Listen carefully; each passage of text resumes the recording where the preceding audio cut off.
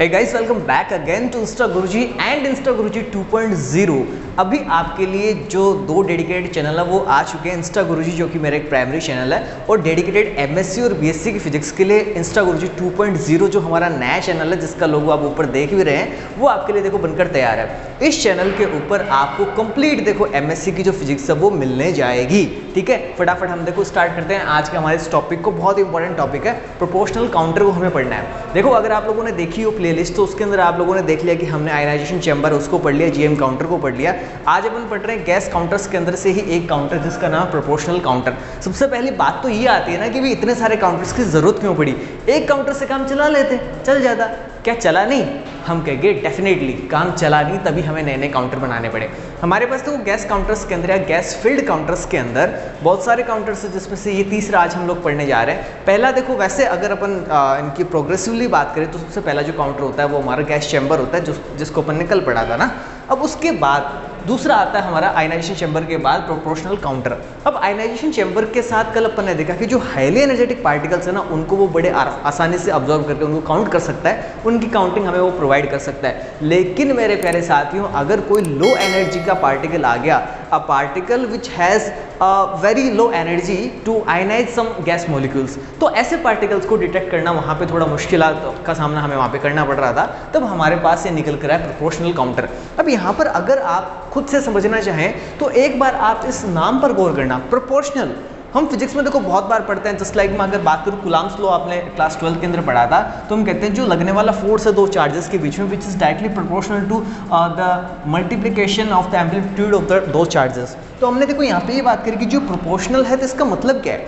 It means that when there is some change in one quantity, इसके संगत दूसरी जो क्वांटिटी है उसके अंदर भी उस टाइप का या उसी अनुपात का, उसी रेशियो का चेंज आएगा। तो प्रोपोर्शनल से आप लोग देखो सभी भली भांति परिचित हो। अब इसी प्रोपोर्शनल वर्ड को यूज करके हमने प्रोपोर्शनल काउंटर बनाया। इसका मतलब भी कुछ ना कुछ इसका लेना देना इस बात से तो ही डेफिनेटली हम कहेंगे हाँ इसी बात से इसका लेना देना है। तो मेजरली मैं जब एम की बात करता हूँ कि हमें इस प्रोपोर्शनल काउंटर की जरूरत क्यों पड़ी, तो सिंपल सी बात आप लोग ध्यान रखना, जो लो एनर्जी के पार्टिकल्स है जिनके आयनाइजिंग पावर बहुत ही कम है, कौन कौन से हो सकते हैं? जैसे देखो बीटा पार्टिकल्स हो सकते हैं, गामा रेज हो सकती है, इस तरह की जो पार्टिकल्स है, मेसोन हो सकता है जिनके पास एनर्जी काफ़ी कम आयनाइज करने के लिए, तो उनका डिटेक्शन करने के लिए हम लोगों ने प्रोपोर्शनल काउंटर को बनाया। बहुत इंटरेस्टिंग टॉपिक है, इसको अपन पढ़ेंगे। क्या क्या देखो इसके अंदर हम लोगों को पढ़ने जा रहे हैं। इसके प्रिंसिपल की हम लोग बात करेंगे, इसकी कंस्ट्रक्शन की हम लोग बात करेंगे, कैसे ये बनता है। अच्छा, कंस्ट्रक्शन की खास बात अगर मैं आपको बताऊँ तो अभी तक हमने ये तीसरा काउंटर हम लोग पढ़ रहे हैं, सबका देखो जो डायग्राम है, जो कंस्ट्रक्शन बिल्कुल ए टू जेड एकदम से सेम है। बस जो हम यहाँ पे गैसेस मिक्सचर हम लोग काम में लेते हैं, जो मीडियम हम अंदर इस कॉपर ट्यूब के काम में लेते हैं, वो देखो हम लोग थोड़ा थोड़ा चेंज कर रहे हैं। आप लोगों ने देखा होगा जीएम काउंटर में हम लोग आर्गन के साथ एथेनॉल की वेपर ले रहे थे, आज हम यहाँ पर मेथेन को काम में ले रहे हैं, CH4 को काम में ले रहे हैं। इसका रीजन क्या है, जिसको अपन आगे वीडियो के अंदर समझेंगे, देखेंगे। फिर हम बात करेंगे मल्टीप्लिकेशन फैक्टर क्या होता है। बहुत इंपॉर्टेंट एक टर्म आती है जो हमारे छोटे क्वेश्चंस आते हैं एग्जामिनेशन पॉइंट ऑफ व्यू से, उसके लिए बहुत इंपॉर्टेंट एक टर्म बनती है। मल्टीप्लिकेशन फैक्टर क्या होता है, किसे कहते हैं, हम इसकी चर्चा करेंगे। देन हम लोग बात करेंगे इसका एडवांटेज क्या है और इसके डिसएडवांटेज क्या है। हर एक डिवाइस के अपने एडवांटेज होते हैं, हर एक डिवाइस के अपने डिसएडवांटेज होते हैं। तो it is a most simplest topic and it is important topic also. ठीक है, तो हम लोग फटाफट से इसकी बात करते हैं कि क्या क्या इसके अंदर हमें देखने को मिलता है।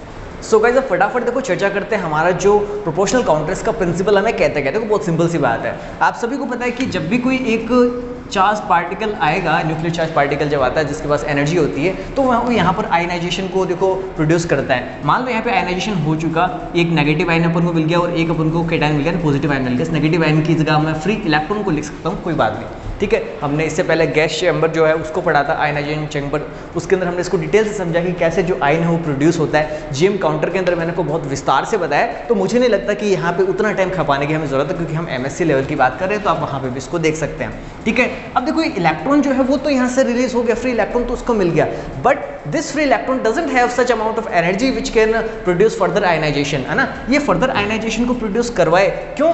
क्यों भी ये जो आपके पास इंसिडेंट पार्टिकल था, इसके खुद के पास इतनी एनर्जी नहीं थी। मैंने आपको शुरुआत में ही कहा कि प्रोपोर्शनल काउंटर काम मैन इसीलिए आता है कि जो लोअर एनर्जी के जो आपके इंसिडेंट पार्टिकल्स है उनके बाद आयनाइजेशन कैसे हो। तो यहाँ पे प्राइमरी आयनाइजेशन तो हो गया, लेकिन सेकेंडरी आयनाइजेशन कैसे होगा? आपको पता है भाई, अपन ने इस एनोड और कैथोड के बीच में हाईली पोटेंशियल डिफरेंस लगा रखा है। एक बार मैं चलो दोबारा बता ही देता हूँ आपको, अगर हो सकता है आपने आयनाइजिंग चैम्बर और या जीएम काउंटर वाली वीडियो नहीं देखी हो तो हो सकता है आपको नहीं पता। फटाफट देखो, इसको 2 मिनट में अपन रिवाइज करते हैं।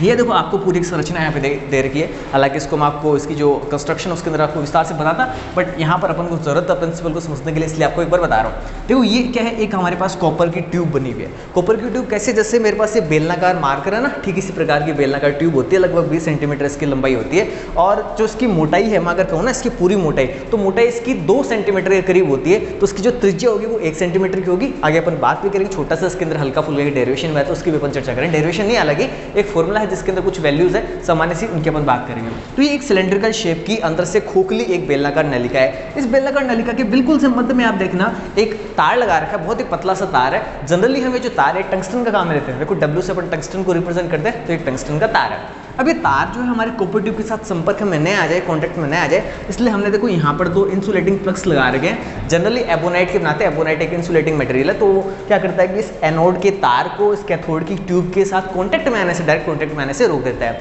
अब देखो इसको अपन ने कैथोड क्यों बोल रखा है कॉपर की ट्यूब को, क्योंकि बैटरी के नेगेटिव टर्मिनल को अपन लोग बोलते हैं कैथोड। तो अगर हमने इसको बैटरी के नेगेटिव टर्मिनल के साथ में जोड़ रखा है तो हमारी कॉपर ट्यूब खुद एक कैथोड की भांति व्यवहार करेगी। अब इसी का देखना पॉजिटिव जो सिरा है वो यहाँ से गुजरते हुए इस तार के साथ में अटैच हो रहा है, इसलिए हमने इस तार को क्या बोला है, एनोड बोला है। अब देखना ये एनोड है, ये कैथोड है, इन दोनों के बीच हमने एक बैटरी लगा रखी है जो कि हाई टेंशन बैटरी है। हाई टेंशन बैटरी क्यों, क्योंकि एक उच्च कोटि का विभवांतर वो उत्पन्न करती है। कैसे, देखो यहाँ पे मैं लिख रहा हूँ 1000 वोल्ट। अगर मैं बात करूं आयनाइजिंग चैम्बर की, तो उसके अंदर जो वोल्टेज की वैल्यू होती है, वोल्टेज डिफरेंस बहुत ही कम होता है, 10 वोल्ट से लेके कुछ 100 वोल्ट तक रहता है वो, ठीक है, बहुत ही कम वहाँ पे पोटेंशियल डिफरेंस रहता है। अब प्रोपोर्शनल काउंटर और आयनाइजिंग चैम्बर के अंदर बस अंतर यहाँ पे आता है इसकी कंस्ट्रक्शन के अंदर, एक तो बीच में जो गैस हमने भर रखी है उसका, और एक यहाँ पे पोटेंशियल डिफरेंस का। यहाँ पर हमने जो पोटेंशियल डिफरेंस लगा रखा है बैटरी जरिए वो 1000 वोल्ट का है ना, 1000 वोल्ट का पोटेंशियल डिफरेंस हमने यहाँ पे लगा रखा है। फिर देखो यहाँ पर हमने एक लोड रेजिस्टेंस लगा रखा है जिसका काम क्या होगा वो अपन वर्किंग में इसका समझेंगे। और इसके बिल्कुल से पैरेलल में हमने एक एम्पलीफायर, दूसरा पल्स काउंटर लगा रखा है, ठीक है। एम्पलीफायर तो क्या करेगा, जो वीक सिग्नल उनको जो हाई इंटेंसिटी सिग्नल उसके अंदर कन्वर्ट कर देगा, और पल्स काउंटर हमें काउंट कर करके बताएगा भाई कितने जो आपके इंसिडेंट पार्टिकल है वो आए, ये पल्स को काउंट करके बताता है, इसलिए हमने इसको पल्स काउंटर बोल रखा है। अब आप लगभग समझ जाएंगे कैसे। देखो ये जो आपका एनोड है और ये जो आपका कैथोड है, आपको पता है हमने उच्च विभवांतर लगा रखा है, तो दोनों के बीच में प्रबल विद्युत क्षेत्र उत्पन्न होगा। और विद्युत क्षेत्र की दिशा आप लोग सभी जानते हो पॉजिटिव से नेगेटिव की तरफ होती है। तो जो विद्युत क्षेत्र होगा वो इस एनोड वाले तार से किसकी तरफ अलाइन होगा, इस नीचे वाली कैथोड की तरफ अलाइन होगा, यानी ये हमारे विद्युत क्षेत्र की दिशा होगी। अब जैसे विद्युत क्षेत्र की दिशा होगी तो इस विद्युत क्षेत्र के प्रभाव के कारण इस इलेक्ट्रॉन पर भी बल लगेगा, और ये जो आपका पॉजिटिव आयन कैटायन है इसके ऊपर भी बल लगेगा। नेगेटिव इलेक्ट्रॉन तो इस पॉजिटिव एनोड की तरफ आकर्षित होगा, और जो आपका पॉजिटिव कैटायन है ये आपकी जो कॉपर की ट्यूब है ना, जो कि अभी एज अ कैथोड एक्ट कर रही है, इसकी तरफ ये अलाइन होगा, यानी इसकी तरफ ये गति करेगा इस विद्युत क्षेत्र के प्रभाव में। लेकिन अब देखो चूंकि इस आयनाइजिंग पार्टिकल की एनर्जी बहुत ही कम है, तो ये इलेक्ट्रॉन जब अपने आगे रास्ते में आने वाले, देखो ये इलेक्ट्रॉन यहाँ चल के यहाँ तक तो आएगा, एनोड तक तो उसको पहुँचना वो तो जाहिर सी बात है, पक्की बात है, पहुँचेगा। लेकिन जैसे हमने जीएम काउंटर में देखा था या जैसे हमने आयनाइजिंग चैम्बर में देखा था, ये इलेक्ट्रॉन जब नीचे की तरफ आता है तो उसके रास्ते में आने वाले जो दूसरे आर्गन गैस के मॉलिक्यूल्स होते हैं ना, कि उनको भी आयनाइज कर देता है, उनका भी आयनीकरण कर देता है। अब लेकिन चूंकि इस इलेक्ट्रॉन के पास इतनी ऊर्जा है नहीं, क्योंकि इस इलेक्ट्रॉन को जिसने प्रोड्यूस करवाया वो आने वाला खुद न्यूक्लियर पार्टिकल बहुत ही लोअर एनर्जेटिक था। तो जब इतनी ऊर्जा इसके पास नहीं है तो ये बीच में रास्ते में आने वाले जो दूसरे आर्गन के एटम्स हैं उनको ये आयनाइज नहीं कर पाएगा। अब नहीं कर पाएगा तो यहाँ पर फिर एवलांच इफेक्ट हमें देखने को नहीं मिलेगा। तो अब करें क्या, तो हम क्या करते हैं, यहाँ पर ये पोटेंशियल डिफरेंस जो लगाते हैं ना, अब इस उच्च विभवांतर के कारण क्या होगा, इस इलेक्ट्रॉन के पास इतनी सफिशिएंट मात्रा के अंदर ऊर्जा आ जाएगी कि बीच में आने वाले जो दूसरे आर्गन के एटम्स हैं उनको भी आयनाइज कर पाएगा। अब देखो यही सेम बात हमने प्रिंसिपल में इसमें लिखी है। It is based on the principal that when the potential difference between anode and cathode is sufficiently increased, यानी जो हमने यहाँ पे पोटेंशियल डिफरेंस के लिए बैटरी लगाई है, अगर हम इस पोटेंशियल डिफरेंस को बढ़ा दें, यानी बैटरी का जो पोटेंशियल है उसको अपन बढ़ा दें, तो इस highly sufficiently increase potential difference के कारण क्या होगा, तब प्राइमरीली प्रोड्यूस्ड आयंस, देखो ये प्राइमरीली प्रोड्यूस्ड आयंस ही है सबसे पहले जो जनरेट हुए वो get sufficient amount of energy to start further ionisation. बहुत ही सिंपल सी बात है कि भाई अगर अपन हाई वोल्टेज डिफरेंस यहाँ पर जनरली यहाँ पे जनरेट करके यहाँ पे लगा देंगे, अप्लाई कर देंगे, तो इस प्राइमरी इलेक्ट्रॉन को या प्राइमरी जो आपके आयंस हैं इनको इतने सफिशिएंट अमाउंट के अंदर एनर्जी मिल जाएगी कि रास्ते में आने वाले जो दूसरे आपके आर्गन के एटम्स होंगे उनको भी क्या कर सके, आयनाइज कर सके, जिसको हम लोग क्या बोलते हैं फर्दर आयनाइजेशन या सेकेंडरी आयनाइजेशन। बहुत सिंपल सी बात थी, आप फटाफट इसका स्क्रीनशॉट ले लें, फिर अपन आगे बढ़ते हैं, प्रिंसिपल के बाद इसके कंस्ट्रक्शन को हम लोग पढ़ेंगे।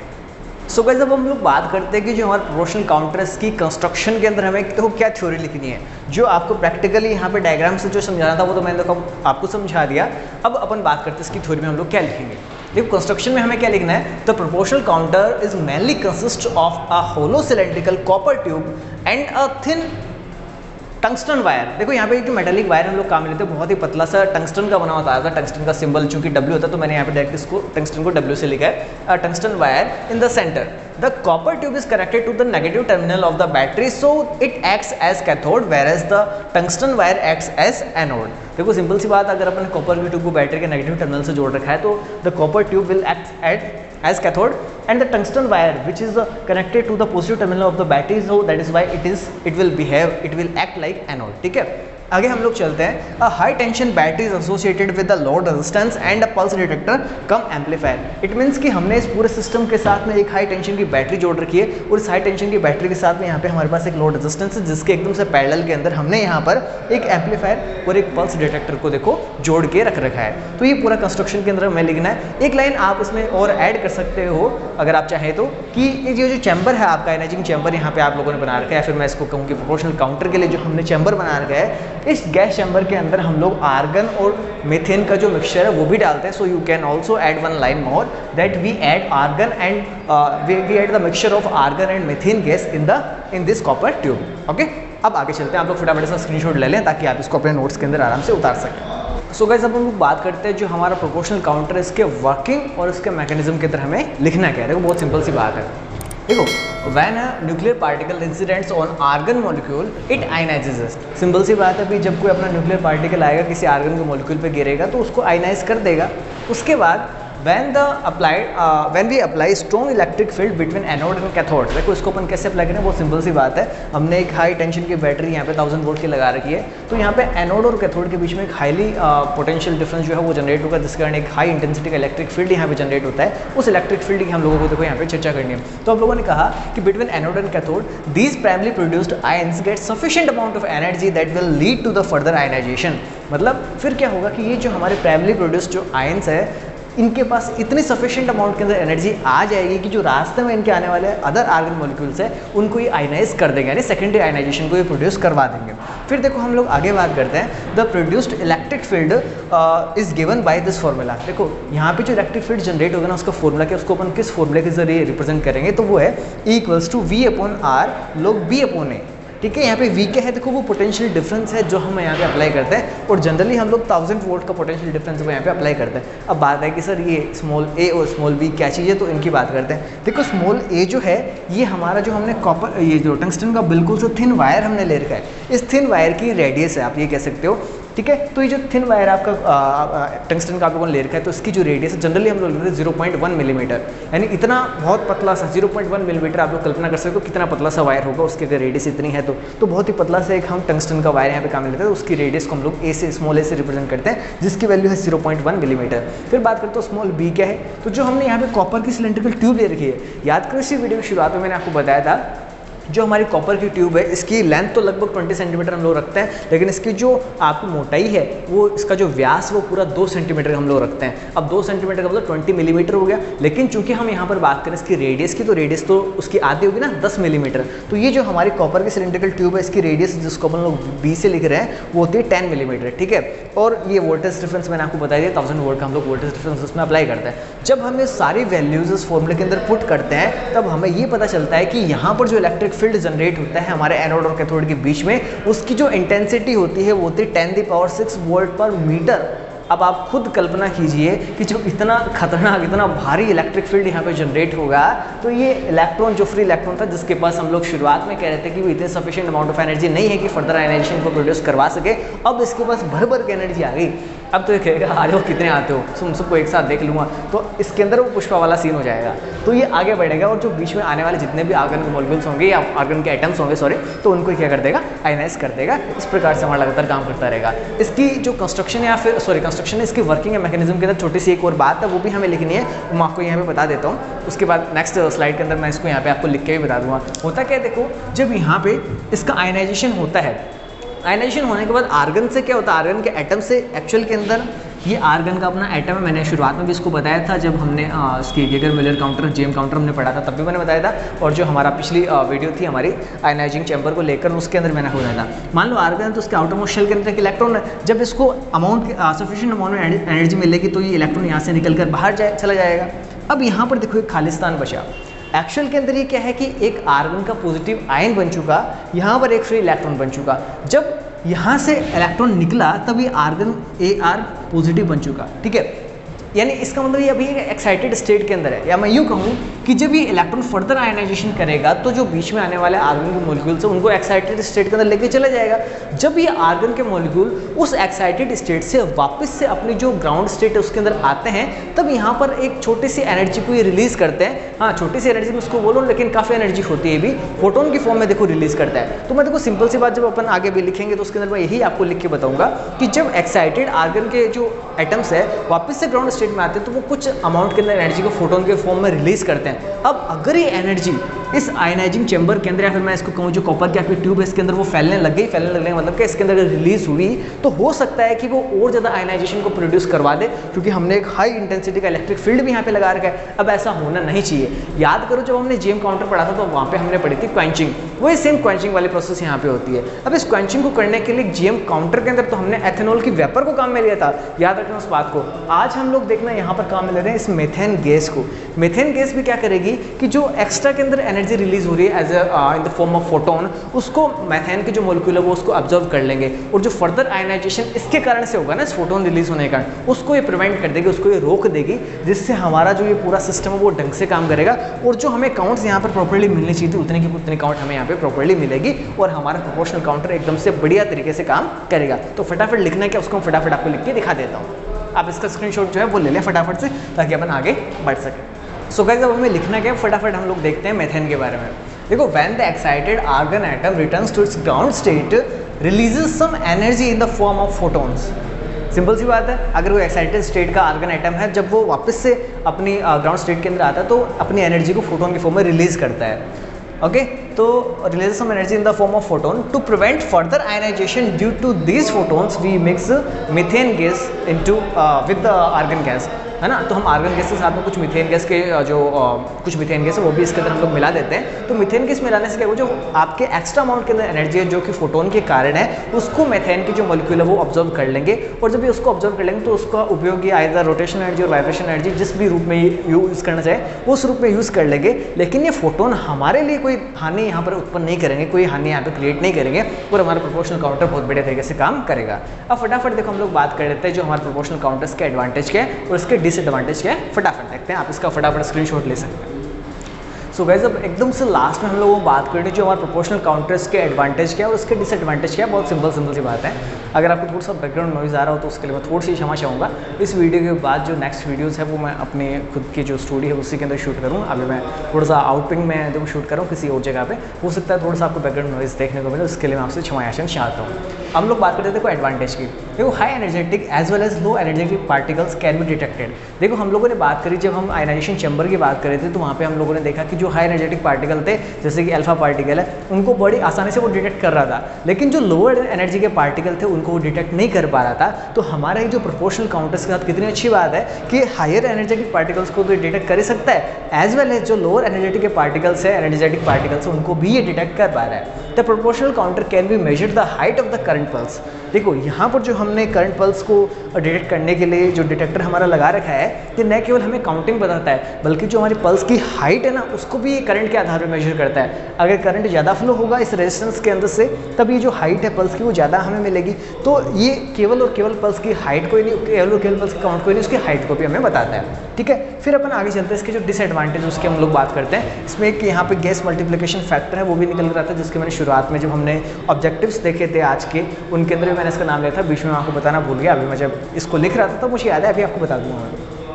The applied voltage must be maintain with the narrow limits. देखो, ये जो आपका अप्लाइड वोल्टेज जिसको हमने यहाँ पे 1000 वोल्ट्स पे सेट कर रखा है, मेरे प्यारे साथियों, ये जो वोल्टेज बहुत अहमियत रखता है। इसकी जो वोल्टेज की जो डिफरेंस वाली वैल्यू है, इसको अपन ज़्यादा वेरी नहीं कर सकते। इसको एक नैरो लिमिट के अंदर भी, अगर ये 1000 वोल्ट से बहुत ज़्यादा हो गया तब भी दिक्कत है, कम हो गया तो भी दिक्कत है। तो उसको हमें लगभग 1000 वोल्ट के अराउंड ही सेट करके रखना पड़ता है।